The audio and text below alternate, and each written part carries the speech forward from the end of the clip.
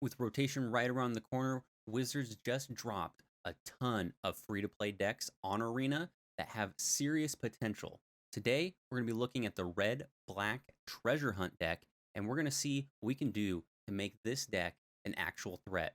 All without even opening up a single booster pack or spending gems for, well, booster pack.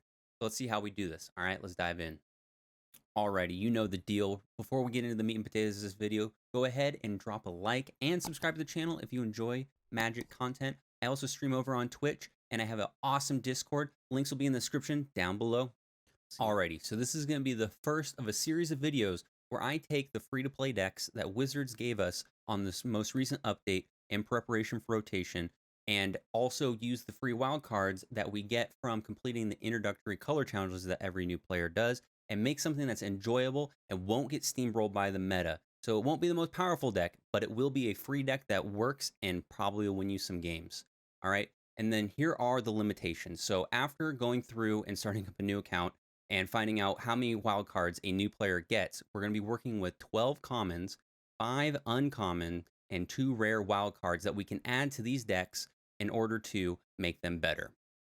Alrighty, so first we're going to take a look at the unmodified deck and go over what I think is actually a pretty solid deck from Wizards, give us for free to play. There's instantly a reaction. Eye goes right to it. Goldspan Dragon, boom. They did it. They gave us a really solid mythic in this free to play deck. This is something that is going to be recommended by almost everyone, probably in the Magic sphere going forward, that you're probably going to want 4 of these on Arena. And also the price tag on TCG players tells you that as well. All-Star card. I'm glad they gave us at least 1 for free so you can get a taste of it. It's also 1 less wild card you have to worry about when you're looking to go get your 4 of them. But you also take a look at the deck, and it does have, as the namesake implies, a treasure theme. There are so many cards in here that make treasure, but there are some of them that just make treasure for treasure's sake and don't really add a whole lot to the deck. I'm looking at Sudden Breakthrough. I'm looking at Thieves' Tools. I'm looking at Hoarding Ogre, and then other like treasure payoff cards, Jade Sellsword, Hired Hexblade. These are cards that feel very filler, and there are better replacements. And when we take this through the Barbarian Training Camp, which we're going to do, you'll see that this deck just gets onto another level. So we're going to take it through in 3, 2, 1, boom. And here we are after the Barbarian Training Camp. This is what we got. This is what we're working with. After 10 commons, 1 uncommon, 2 rares, and borrowing a mythic from another free-to-play deck, we have the spruced up free-to-play Treasure Hunt version 1.1. Okay, so going over what I did, took things that the deck did right initially, and we bumped up the quantities. Looking at Shambling Gas, bumped it up by 1. Deadly Dispute, bumped that up to 4. Skullport Merchant, bumped that up to 4. And then we spent our rares on Imisturum Predator, the Vampire Dragon, because, well, it's a very hard to remove threat. It's also works great with some of the other synergies we got going with the deck about sacrificing creatures, namely sack outlets to get rid of gas or stuff that you're stealing from your opponents, and we'll get to that in just a second. Other things that we did is, boom, we borrowed Inferno, Disco Inferno. You've heard me talk about this card. I love the big red dragon. This one is from the Savage Lands, the green-red free-to-play deck from Arena.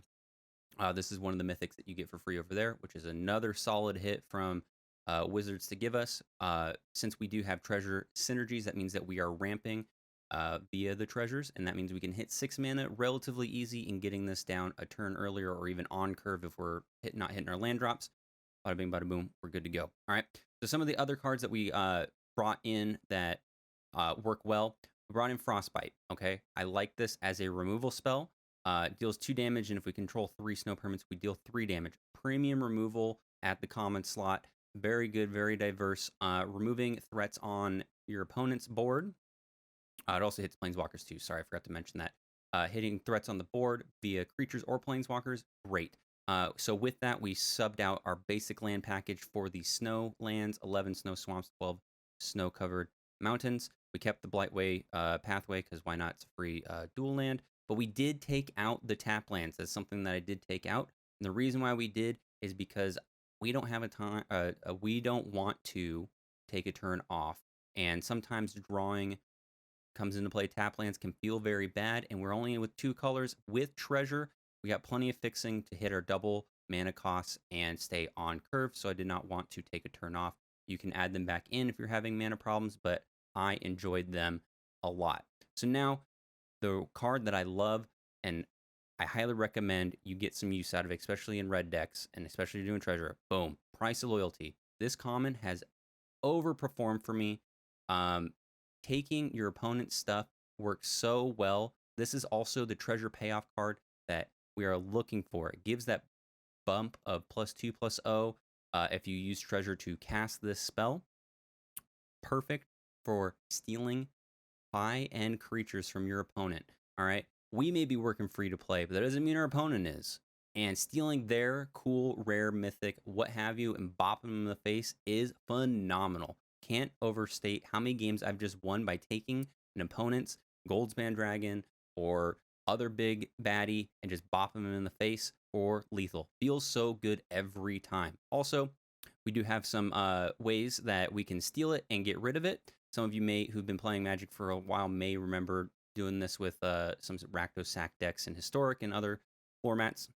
But we have Deadly Dispute as a sack outlet, and we also do have Immersion Predator, which we bumped up to 3 as a sack outlet. So if we don't kill our opponent and we steal their stuff, we can go ahead and sack it and gain value, either by making the Immersion Predator bigger or indestructible, or drawing 2 cards and getting a treasure.